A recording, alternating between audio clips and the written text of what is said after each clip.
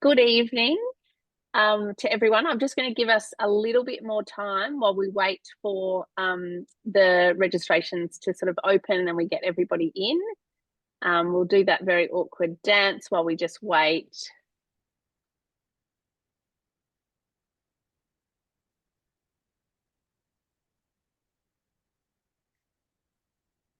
Thank you so much to everybody for joining us tonight. We're just going to give it another sort of 30 seconds to let everybody in before we commence.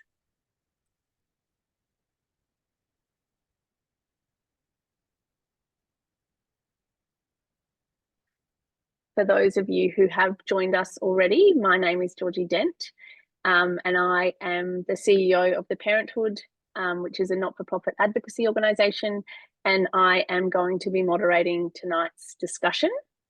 I'm just going to wait to get the tech signal that we've got everyone in, and then we can formally get underway.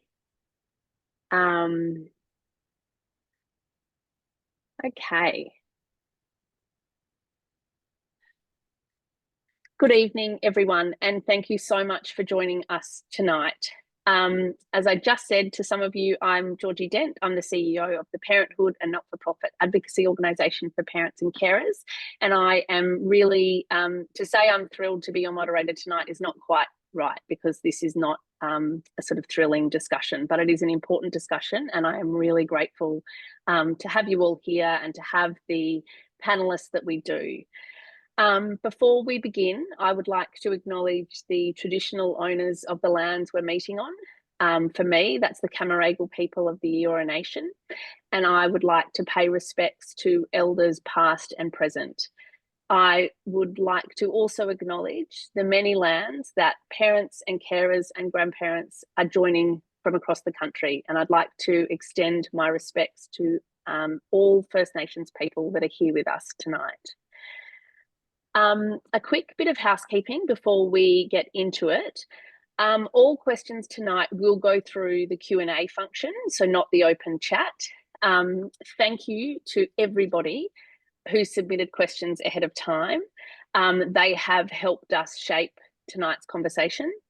And while we might not be able to get to every single question, because we have had, thousands of you have registered, but we will be sharing a follow-up email with key resources. It will include some information and answers to some of those common questions, and we will also be recording tonight's session so that it is available for you to watch back if you would like to, but also for you to be able to share.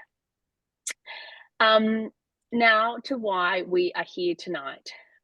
We come together as parents, as grandparents, as educators, as advocates, whatever our specific title or connection to this subject. I think it's probably fair to say that everybody who is on this webinar tonight cares quite deeply about the safety and well-being of children. The allegations of abuse in early learning services in Victoria have really genuinely rocked the nation. I do want to acknowledge all of the children and parents and families and educators who have been directly impacted by the allegations in Victoria. That is a burden that no child, no parent, no early educator should have to bear. But I think it's also, we have to acknowledge the impact from, the impact goes well beyond those who are directly impacted. I think it's probably fair to say that it has struck fear and anger and angst and dread into the hearts and minds of so many parents, carers, grandparents, educators. I know that one of the questions that is coming up time and time again is quite simple, but it's also painful and it is quite powerful. How did this happen? And why wasn't it stopped? I do want to recognise that part of the distress that we are registering among parents is that so many parents do not feel like they have genuine choice. Very few parents have the option of not participating in some form of paid work. And for those parents with small children, unless they have family who are ready and able and willing to step in, it does mean relying on some form of early education and care. And when safety or trust feels like it is compromised, or it even could be compromised, families feel quite trapped. And I do want to acknowledge that. And I want to say that that is why tonight really matters. We won't be able to fix everything, sadly, in 1 hour, but we really hope that you will leave tonight with a clearer understanding of what high quality, safe early childhood education and care should look and feel like. We hope to leave you with some understanding of the right questions to be considering or asking of any early education and care provider.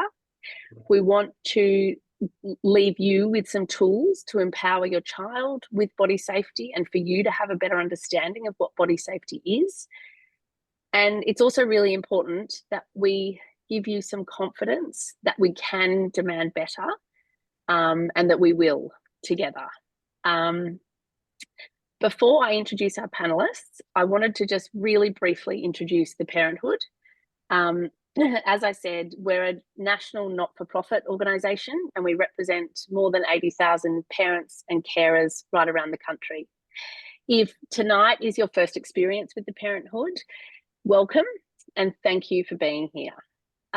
If we have come across your radar for the first time in recent days, weeks or months, I will hazard a guess that you have probably read or heard maybe me or someone from our team, Maddie Butler, our campaign director, talking about early childhood education and care, or what you might call childcare. And while advocacy around early education and care is part of what we do, it's not the whole story.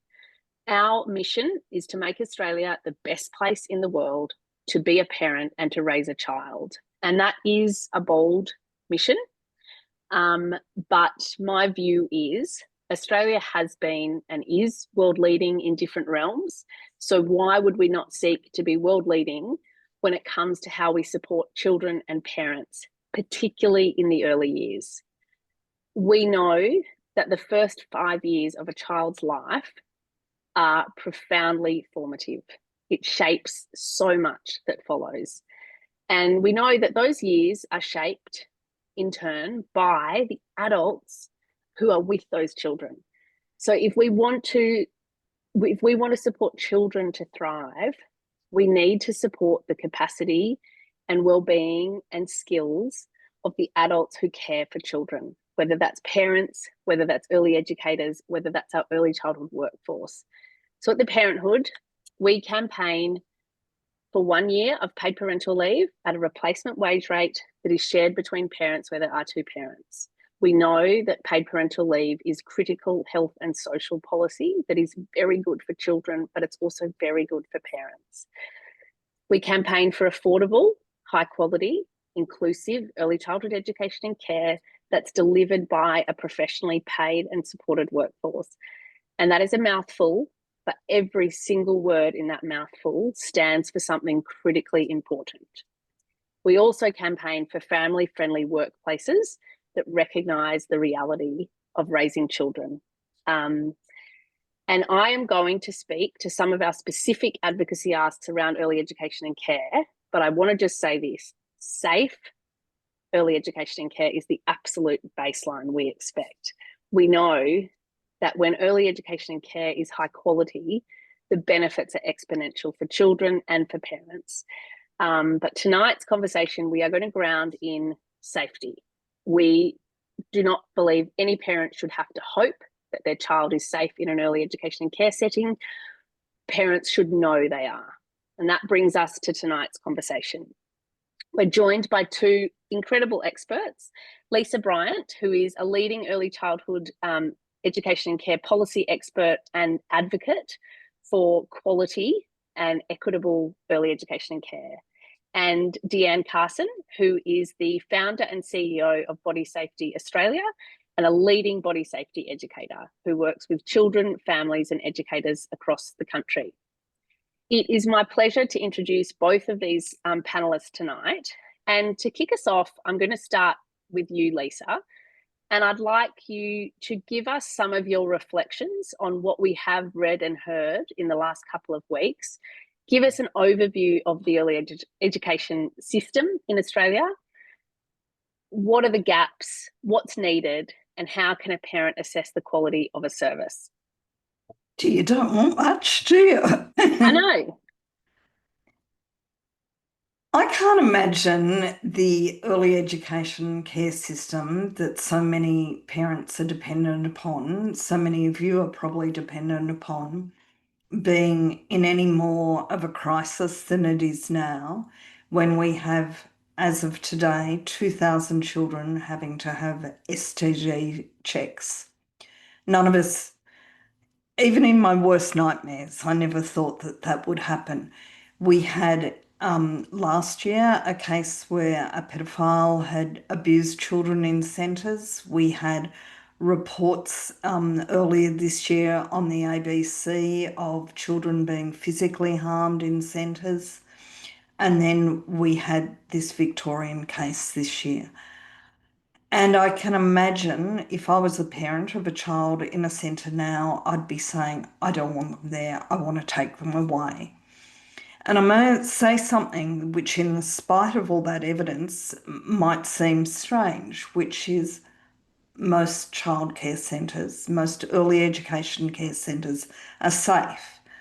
Now, I know if I was hearing that, I'd going, yeah, but they're obviously not. So I want to give you a statistic, and I've only got a New South Wales statistic, but it's that over the last 5 years in New South Wales, only 18 adults were charged with sexual abuse or sexual misconduct towards children in education and care centres.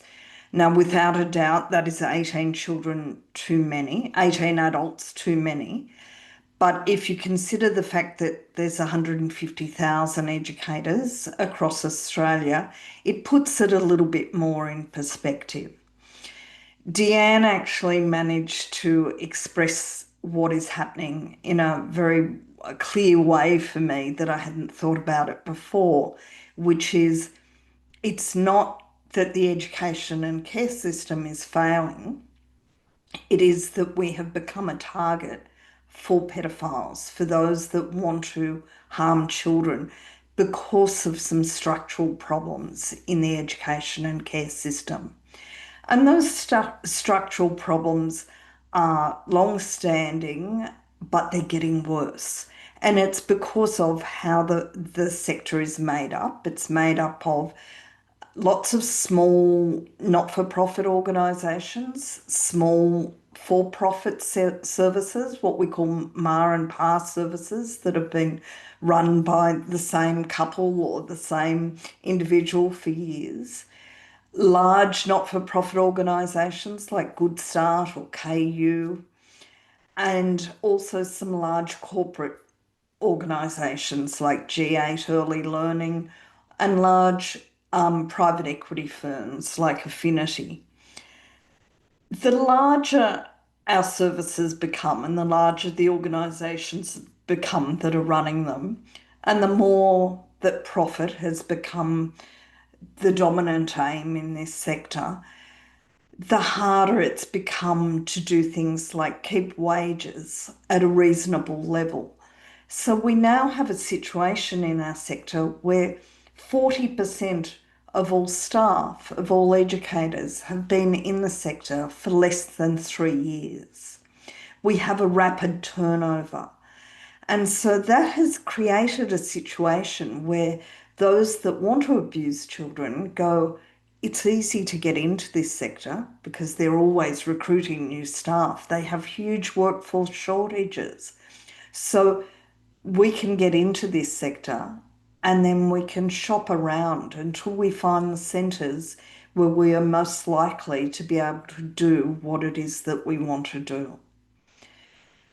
These are structural issues that need to be changed, and they should never have existed, and they need structural changes to get them to happen.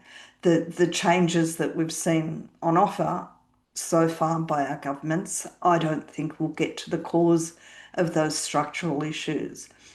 But I'm sorry, I've forgotten, I think, what all of your questions were. But I really want you to take home that message that for most of you, your children will be safe in services. For some of you, your children won't be. And I suppose the important thing is that you need to know how to work out the difference. And Lisa, that actually is one of the questions that I did ask. And I know that a lot of parents who registered for tonight asked this question. How do you determine a service's quality?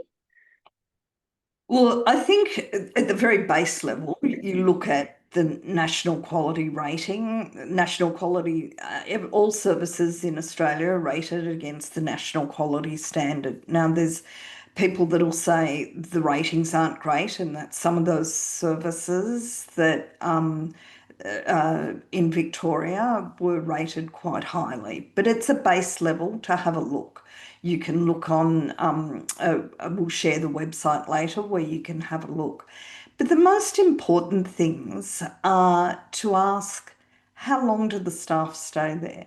If the staff are staying there a long time, then it's probably a good centre. It's probably a safe centre. Look at staff, the use of casuals. If they have a lot of casuals going through the centre, that's a bit of a red flag. A service should have a stable core of casual staff because there will always be staff off sick or staff who can't make it in. They should have stable casuals that they use on a regular basis. I'd be looking personally for one of those if I had a choice, and I acknowledge that in some areas we don't have choices. I'd be looking for one of those smaller centres that is either not for profit or for profit rather than one of the big chain centres because they tend to have smaller turnover of their staff. I'd be looking for a service that treasures their staff, that pays them well. I'd be looking for a service that is prepared to talk to children about safety, that is prepared to say we're a child safe service, a service that's prepared to put into place the child safe standards that grew out of the Royal Commission, those sorts of things. So I'd be Mm. at one also that isn't necessarily the prettiest place in the block, you know? It doesn't matter what it looks like. I'd also, which is something, I really want parents to understand, I'd be looking for one that doesn't send home a lot of photos to parents. Because every time an educator stops to take a photo of a child to send it home to parents to prove that the child's still alive and happy, they're actually not interacting with your child or actively working to supervise them and keep them safe. Yeah, I think that's a really it's a really good point, and I know it seems sort of counterintuitive on one level. When if as a parent you sort of want to see that evidence of how their day's going, but equally acknowledging how much work goes into having to take photographs of and document and sort of describe in detail all of the activities, that takes the educator away from the children. Lisa, I just want to ask you to finish up on this point, but you've spoken about some of those structural issues, which we absolutely recognise and agree about what needs to change. But in your view, what are the things that really need to be reformed so that fewer children are even have to contemplate being in a service where the quality isn't as high as it should be? I think one of the biggest things is that staff pay. If educators were paid reasonable, if they were paid wages that were commensurate with their importance in children's lives, commensurate with the huge task they're taking on of keeping children safe, then you wouldn't see the turnover. You wouldn't see young 19-year-olds coming in and doing it for a year and then discovering they could get more job money at a retail store. You'd see people taking it on as a profession. You'd see educators being respected in the community. So that's the first one. I personally would like to see corporations and private equity firms taken out of the equation, because I think if profit is your only motive, profit and caring, compassionate care, high quality care don't go together. Because the things that keep children safe, we know from research, it's lots of educators, lots of really qualified educators like teachers, early childhood teachers, and those things cost money. And you can't make money if you're doing that. So they're the sorts of reforms I'd like to see. Yeah, thank you.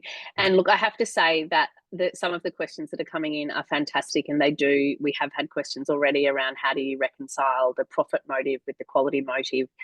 We've had quite a few questions around, how do parents know some of that information about, the wages and the conditions for educators? And I guess part of the answer to that is it's not always as simple as this, but for those services that have lower staff turnover, it is generally a reflection of the fact that the educators there feel valued. And that partly might be because of the pay, but it also is potentially a culture of having, they're being recognised professionally and having their development supported. I'm going to jump over to you now, Deanne, because this is also a question that's come up a lot, is sort of from parents asking how can they help teach their children about body safety? And I guess the first question is, what is body safety, and how do you have those conversations? Yeah, I think that's really important, particularly at the moment, Georgie, where parents are wanting to jump in and do something. This is a really important thing that they can actually do in their homes. Body safety, I guess before I start that, I want to just be clear that it's never actually a child's responsibility to protect themselves from somebody who intends to harm them. It is always our responsibility. It's parents, caregivers, all of the village that take care of children. But what we can do is let children know their rights, let children have the language to ask for help, let children know who the people are who will help them, and let them build their assertive communication skills. So when we think about body safety education, it's something that, will give children skills now in, when they're 2, 3, 4 years old, but they can carry forward into all of their friendships and relationships as they get older. And some of the things that we do at, body safety for parents is obviously talking about childhood sexual abuse, talking about grooming, talking about these really tough topics. But for children, it is play-based, just like all of the other learning that they do when they are at early childhood education and care spaces. And to start with, it's just learning about their emotions. So as I'm saying these things, you will go, oh, I'm already doing that with my child or with my grandchild or, the children that you care about. It's learning about their emotions and how they feel inside their body and how they look on other people. Because what we want them to know is how to articulate what it feels like to be scared. We want them to be able to say, when I'm around that person, my heart beats really fast and my tummy feels like it's got worms in it and my palms are sweaty and my head gets very confused, because maybe they don't have the language to tell you exactly what that person is doing that makes them feel uncomfortable, but they can tell you what their body feels like. We want them to know the names for their genitals. And when I started doing this work, that was really controversial. People would be going, I'm not using the word vagina with my 3-year-old. She'll be at the supermarket and say, Mom, I've got an itchy vagina, and everyone will stare. But now it's not. Now I go out into the world and see most parents advocating for children to know the words vagina, vulva, penis, testicles, nipples, bottom, all of it, because they know. They know that if children don't have the language to talk about something that is going wrong, they're not able to get help. So teaching them names for their body parts. It's teaching them consent. And again, we're not talking about sexual consent here. We're talking about my body is my body. I get to choose. I get to choose who sees it, who touches it, when, how. I get to choose to say stop if that hug has gone on too long. And I know that this can be tricky when we're talking about perhaps grandparents or extended family going, but it's my right. I love this baby and I need to just hug them and smush them. But if we as adults can uphold a child's right to say no, or not yet, or a high five instead, or some alternative way of showing love and care, then we're letting them know that they have the right to say no to adults. It's helping them be assertive. And I know for parents there, you might have some children who are really assertive, who are like, no, I'm not putting my shoes on. I don't care how much you need to get out of the door to go to work. But a lot of you will also have compliant children. And when my children were growing up, I had one of each, a really assertive child and a really compliant child. And I knew that I needed to do work with my compliant child to give her the skills and permission, really, to say no to people. And sometimes that's just modeling it yourself, right? It's about letting them know who their safe adults are. So when we do this work, we have the children name 5 safe adults, and we don't say who they are. It's not like, mom and nana and grandpa and dad, and, we don't tick them off for the child. We say, think of the people who make you feel safe, who take you seriously, who listen to your problems, who, when you're around them, your heartbeat is slow, your breathing is steady. Tell me who those people are, because they're the people that you can go to if you're ever worried or scared.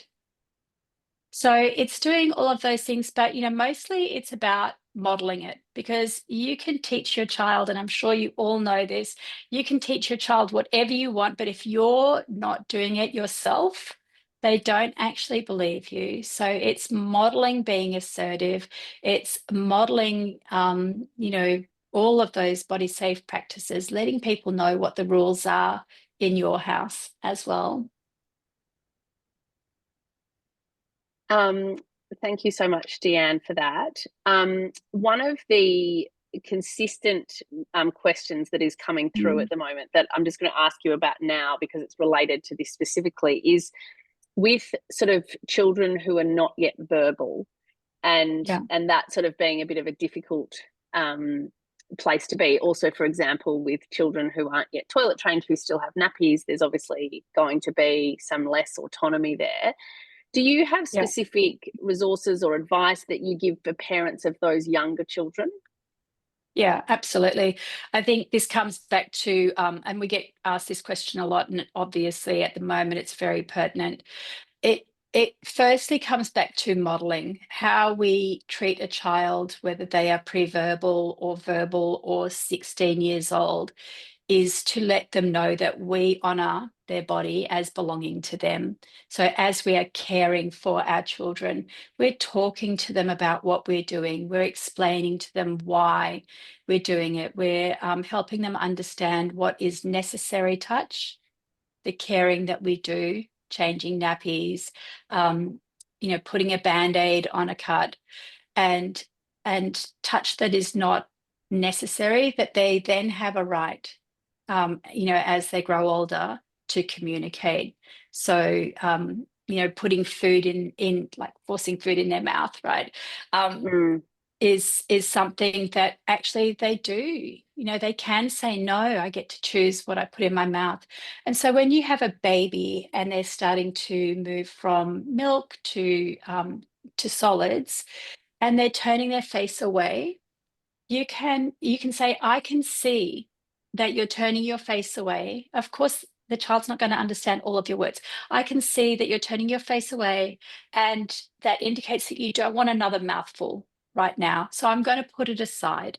So as they grow and they become verbal, they have a really intrinsic knowledge of your respect for their body and what they should expect from all adults.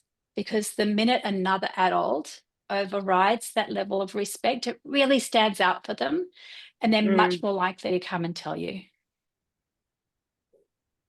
Thank you. One, again, another theme that has come up in a lot of the questions is really pertinent, and it is to something that I know, Deanne, you and I have spoken about, and I know this is something that's sort of on the agenda, but it's about that body safety education and child safe standards and the training that the educators themselves also have, because, you know, as Lisa made the point very clearly, while I will not discount for 1 second the severity of these problems, we also do know it's true to say that the vast majority of educators who are turning up in services every day are there for the right reasons and want to do their very best for those children. Part of this is around the education and training that they have around these sorts of issues. I just wondered, Deanne, whether you wanted to just touch on that briefly, just because it has come up a lot in the comments and questions. I think that it's actually critical, Georgie. We work, our team work with early childhood education centres across the country, and we deliver programs to the children, which is great, but actually more critically, we deliver workshops to parents so that parents can do this work at home, and professional development for educators and all staff, including the cook, who work in the centres. And what we actually see in that space is a real shifting in practice. So many aha moments where, for instance, when we talk about, taking photos, as Lisa mentioned before, we talk about bodily autonomy, a child's right to their body, but then we start talking about digital autonomy as well, and a child's right to say no to having their image captured. And we see practice change, and we see educators becoming real advocates for children's rights in that space. Lisa was talking about how do you know if your child's centre is a high quality centre, and one of the things is their engagement with the child safe standards, if you're in Victoria and several other states, or the national principles for child safe organisations in some states. And this is about making it visible, but also ensuring that the team who take care of your child have done training. Because what we've found is that even though a lot of educators understand what they need to report if they've observed a colleague whose behaviour is inappropriate, they don't feel confident. In fact, we did an evaluation that said that before we did the training, only 5% of educators felt confident to actually address inappropriate behaviour from a colleague. And by the end of training, 76% of the staff felt confident. So this is the kind of quality professional learning that you want your child centre to engage with. And can I just interrupt there for a moment? It is so necessary that they get that. The web of reporting that educators have to do is so complex. The other day I rang Georgie and I said, you find the number to report this if you think that one of your staff members is a bit dodgy, and she couldn't find it. It is buried, like it's just really, really complex. It's not made easy for educators or for services to know who to report what when. Make it simpler for people. Yeah, that's absolutely right. Now, before we go into some direct Q&A, I did want to ask you, Lisa, to jump in and sort of one of the really consistent messages that we've had in the questions when people registered, but also tonight in the chat. It's around some of those quick reflexes that we've had. So things like talking about banning male educators and even talking about the role that CCTV might play. We've already had someone ask, the very valid question about how would you determine the sort of safe storage and secure data associated with that. But can I ask you just to talk to why banning male educators isn't something that you support, and it's not something that at the Parenthood we support either, which I understand is uncomfortable for some parents to hear, but that's not what we see as the option. The real reason I wouldn't support banning male educators is because most childhood sexual abuse doesn't happen in services. It happens from trusted families, members, or friends, often in the family home. So if we're going to ban them from centres, are we going to ban them from homes? That obviously isn't a doable thing, although sometimes as a mother I would have liked to do the father of my children could have been banned. But it gives a really bad message to the upcoming generation that men can't be trusted, right? And I think that that's a good message for either young boys to get, that their own gender can't be trusted, or for young girls to get. And remember I said what Deanne had said to me so carefully? This sector is being targeted by pedophiles. I'll read you something from, we had a really good, research project about sexual abuse in institutions, which was the Royal Commission into institutional responses to child sexual abuse. And what they said is, while the overwhelming majority of people who commit child sexual abuse are men, gender is not predictive of whether or not a person becomes a perpetrator. Although the majority of adult perpetrators are male, most men do not sexually abuse children. And I think that we need to remember that. Most men are not abusers of children. So cutting men out of children's lives when we know that they have so much to offer, I think would be wrong. That said, I do not shy away from the fact that of those, say in New South Wales, of those 20 cases, 19 of them were men. But I just don't see that there's like value in saying no men in services or men can't change nappies. I especially object to the men can't change nappies, because if we're going to trust men to care for children per se, whether it be in the home, caring for their own children, or in services, then we have to trust them to do the whole bit. We can't say we only trust you to do these bits. Yeah, I think that's really well said. And as I said, I do acknowledge that is, I understand the sort of reflex, that why that is something that people would like to believe might solve this problem. But I think, again, it is deeply, deeply disconcerting to consider that 90% of child sexual abuse happens inside a home by an adult known to the child. And I think we have to sort of put that into context. What we absolutely, and I might talk to this a little bit now before we jump into some of the questions, but at the Parenthood, we have been campaigning for systemic reform of early education and care for a long time. I have been CEO for 5 years, and in that time we have been campaigning for a number of significant changes that are really important. And they have ranged from advocating for a wage increase for early educators. And the federal government did introduce last year a worker retention payment, which translates to being a 15% wage increase for early educators that was being paid in 2 tranches. So 10% from the 1st of December last year and 5% from December this year.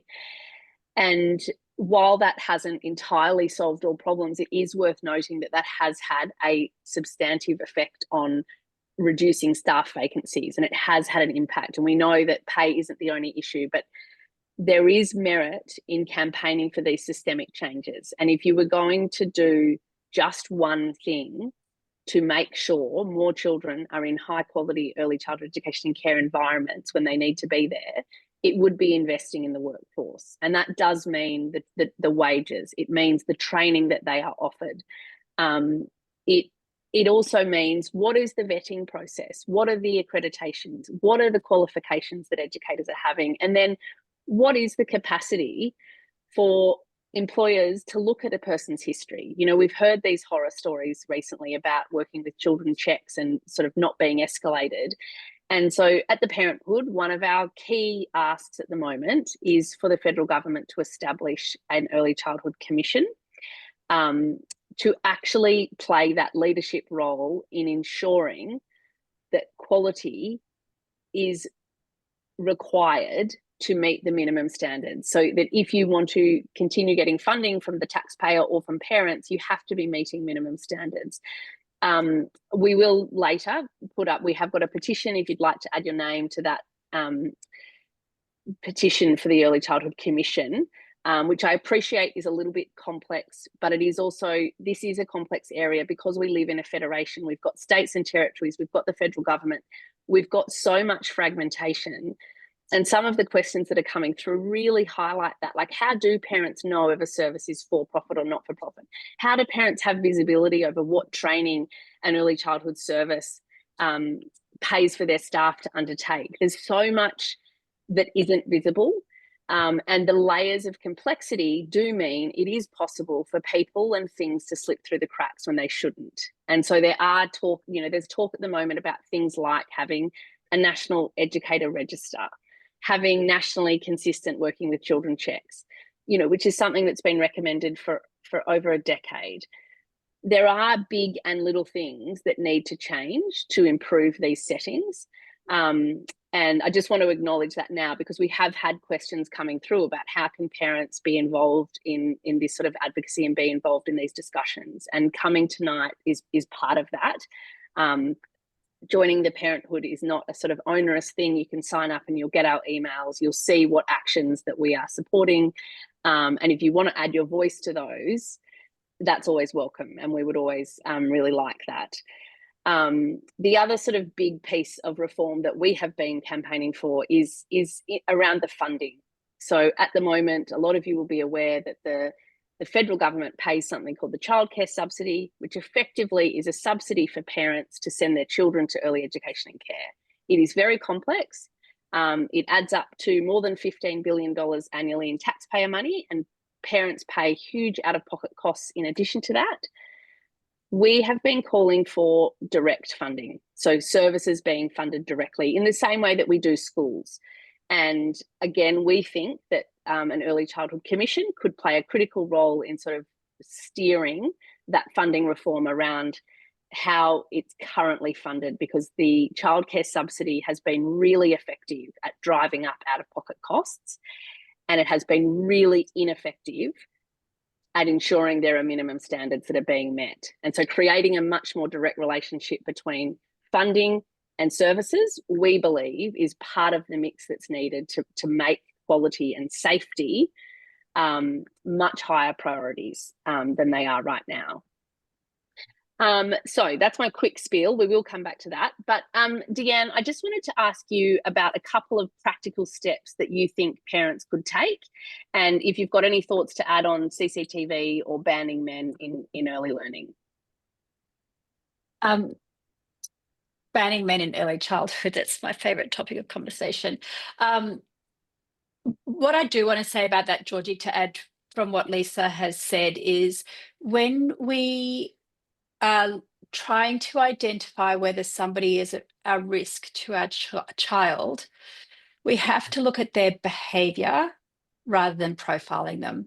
Because if we are profiling based on their gender or their age or their sexuality or, their, any of those sorts of things, we may be missing people who don't fit that profile, or we may be sweeping up innocent people in our profiling. So we actually are, if you take something away, I really want you to start thinking about, how do we identify grooming behaviour? How do we intercept grooming behaviour? How do we hold people to account for inappropriate behaviour, whether they intend to harm children or not? How do we be really, really clear about our boundaries and expectations for the care of our children. That's probably the first thing that I want to talk about. When we talk about CCTV, I want to say children have the right to play and learn and eat and sleep and toilet and have their nappy changed without being surveilled. We have to put children's rights in the centre of this conversation. I know it seems really appealing for parents, but I don't think that kind of quick fix is actually benefiting, our children in this space. What was the question you asked me, Georgie?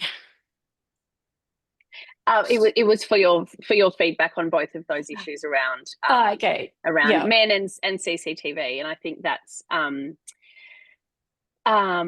really interesting. Now, I did want to go to some of these specific questions that we've got. We've got so many questions, and there's lots of them that are so good. We could literally sit here all night if you wanted to. I also needed to say at the outset, if it looks to you like I'm sitting here in the dark, I am. Just before we jumped on this webinar, the lights in my office just completely turned off and we can't figure out why. So I'm here with 2 lamps, and that's why I look like I'm sitting here in the dark, because I am. I meant to say that at the beginning because it does look a little bit strange. But I wanted to go, Lisa, we've had a couple of questions that have come in here about ratios and improving ratios, and specifically around the under the roof loophole. Do you want to just talk a little bit about what the child to educator ratios are, what are the loopholes, and how that can be strengthened? Yeah, look, the educator to child ratios aren't good enough. For example, in most states, for babies, it's a 1-to-4 ratio. And as anyone that's got one baby would know, it's hard enough to have one baby, let alone 4 babies. One of the things that when that ratio was first brought in, it was thought that we'd eventually move to 1-to-3, but it never happened. A lot of really great services do have a 1-to-3 ratio. It was also intended when that was brought in that it would mean that you'd have, something like 3 educators and 12 babies rather than having one educator alone with 4 babies. But centres are now being built where the intention is that there'll be one educator with 4 babies. That's not good. It's not good for anyone. So we do need an improvement on ratios. The under the roof ratios it's a very debated thing in the sector. Most people hate it. Some people who have centres where they have all age children across the centre love it because they can position educators where they want across the centre, and that really works for them. But it is a way of providers that are trying to cut costs. They can use it in a bad way to say, we have enough educators for all of the children in this service without strictly applying the ratios for each age group. And so you can find that you will have a baby's room with not enough educators, but the director is, somewhere on the floor in another room, so therefore she can be counted. And it doesn't, it's not safe. So yes, lobby for better ratios, 1-for-3 for babies. Yeah, and someone has asked, well, actually a few people have asked the same question about this. Like, how would a parent know about the ratio, and the sort of the exact staffing that a service has? I mean, obviously, if you're in a service where it's very regular and they're the same people, and it might be obvious, but how would a parent know that? Look, you wouldn't necessarily know, but go in. Is it chaotic? If you go into a really well-run service, you'll find it's calm. There's a sense of calm there because children are highly engaged in what they're doing in their work. Educators are moving calmly through spaces. A chaotic one, where children are running around in circles, where they're not engaged in their work, where an educator's going, can you go and change Mary Joan, or, you know, whatever, means that something's not working right. So you don't need to know if they've got the exact number of educators per child, but you can sense whether there's enough educators to manage the number of children in the space. Yeah, and look, one of the things, because obviously before we've had these horrific allegations of abuse in Victoria, this year we have had really concerning reports from Adele Ferguson at the ABC on Four Corners and also on 7:30 around instances of abuse and neglect occurring, which I think is part of what has fed this into being what I think is fairly described as a crisis, because I think the confidence and trust of parents has been really rattled by the breadth of these issues. And I think that, you know, when the Four Corners report broke, Lisa, I know you worked on a set of sort of tips for parents that we have shared. And for everyone who's here, when you get the email afterwards for attending, you will get a resource that is based around some of these tips from Lisa around, you know, what are the kind of key considerations that you might have when you're assessing a service, you know, if you're visiting an early learning centre, and also it includes there some specific questions that you can ask. But I think one of the really important points that you make in that advice is really trusting your gut instinct. And while you might not be a qualified early childhood educator and you might not have a sophisticated understanding of the ratios and the regulations, you do have intuition. And it is, you know, we all have that sense. You know, we've all walked into a cafe or a shop or a place, a home, where you just don't feel good.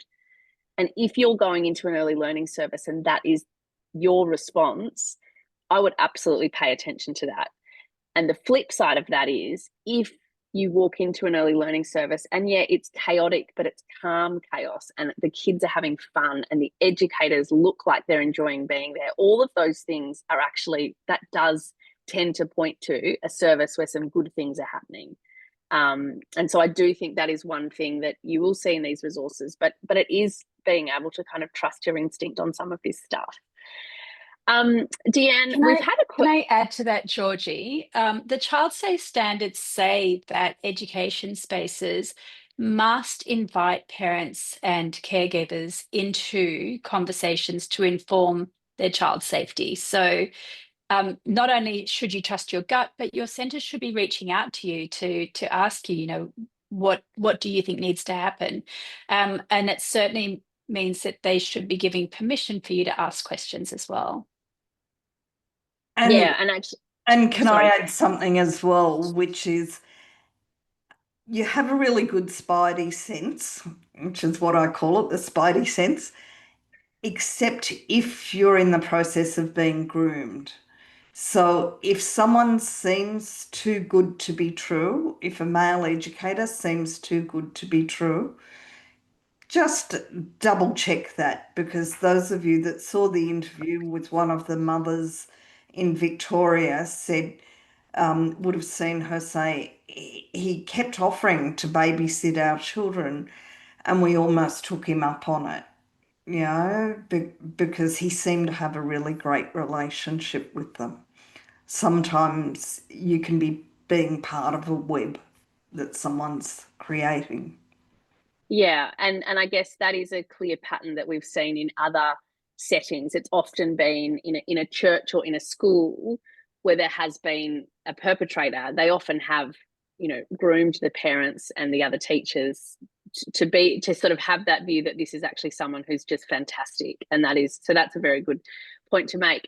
Deanne, a couple of people have asked similar questions around this theme of, would it be appropriate to approach your child's centre and ask if they would be open to running a particular child safety workshop or training, or asking what training do they do? I have a feeling I know what your answer is going to be, but that question has been asked, so I just want to put it to you. The answer is absolutely yes. If you're in Victoria, your child, your centre or your child's school, if you have older children, are mandated, there's a ministerial order that mandates them to offer body safety education to the children, whether they have an external provider come in or they do it themselves. And the early years learning framework also says that they must deliver this education to children. So if your centre is not already engaged in this work, absolutely you should go and ask them. We are one provider, but there are a number of really excellent providers. And if you're in Victoria, school readiness funding allows your centre to access funding for programs like this, whether it's for you or for the children or for professional development as well. So yes, please go and advocate for your children. Yes, that's great advice. Lisa, we've had quite a few parents ask questions about how do you find out if it is a for-profit or a not-for-profit service. And I know that, sometimes that does take a little bit of digging. One of the slightly cheeky things is that some of the big private chains, they do tend to have a lot of different names for different services. So it's not immediately apparent that you are at a chain. But what is the easiest way, Lisa, for parents to determine the ownership of any early learning service? Ask the service. They'll rarely lie about it. But you can also, if you're wanting specifically a not-for-profit, you can go onto the Australian Charities and Not-for-Profits Commission website and do a search of their name. If it comes up, then they're a not-for-profit. Unless they're council run, they won't be listed there, but you should be able to find them on the local council site. Small for-profits, you can just ask them who owns the centre, and if they say, oh, it's Mr. and Mrs. Blogs, then it's not a large chain. You can look up on the larger providers the names of their brands on their annual report and see if your child is, if the brand of your childcare service is one of those brands. Yeah, thank you. Am I right in saying, and I know we have shared this resource in the chat, but to when you get a service's quality rating, does that identify the ownership structure? I should know that. It will say who the provider is, but some of the bigger brands have got multiple providers, so it won't necessarily tell you. It won't necessarily give you the information you're looking for. I just want to make it clear though, like some of the small for-profit providers are really good at, I personally don't think anyone should make a profit out of education, but some of the small for-profit providers are really good. So I don't want anyone to take away that I've said only go for not-for-profits. Yeah, I think that's a really good point to make, that we do know that there is a spectrum of providers and that there is a spectrum of quality ratings there. We also do know, though, that the not-for-profits and community-run early learning services do tend to have a more consistent, higher quality rating than the for-profits. And one of the challenges that we have had is that over the last 5 years, it's something like over 90% of the new services that have opened have been by for-profit providers, and that has created some challenges that we've got. And sort of part of what we campaign for at the Parenthood is deliberately creating conditions so that high quality not-for-profits and community-run organisations are able to set up in communities where there is no provision of service, and so that they can grow, so that families have ultimately got more choice. It is 8:29 and I was meant to commence my wrap up about 5 minutes ago, which I obviously haven't done. I did want to thank everybody for tuning in tonight and for engaging. We haven't obviously been able to get through every question, but I have tried to cover off on the sort of major themes that have come up. I really want to thank Deanne and Lisa for both being here. They've both fronted up for multiple webinars in the last week to sort of directly for educators, but also turning up here tonight so that they can give parents some helpful information that I hope instills you with a bit of confidence when you're navigating early childhood education and care.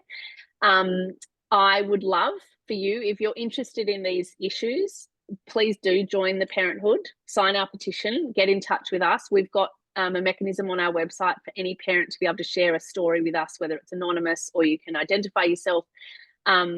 We really do exist to campaign for these systems being so much better. And I have been personally really horrified and rattled terribly by the last couple of weeks, because I just think it is beyond your worst nightmare.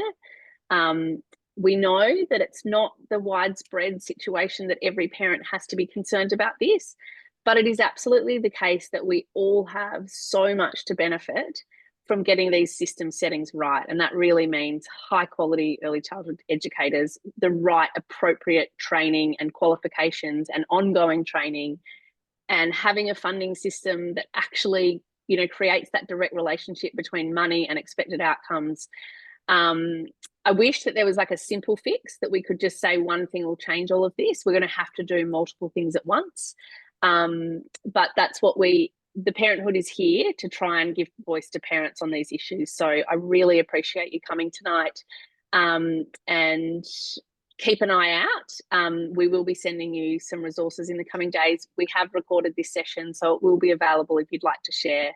And thank you so much for coming tonight. And thank you to our interpreters.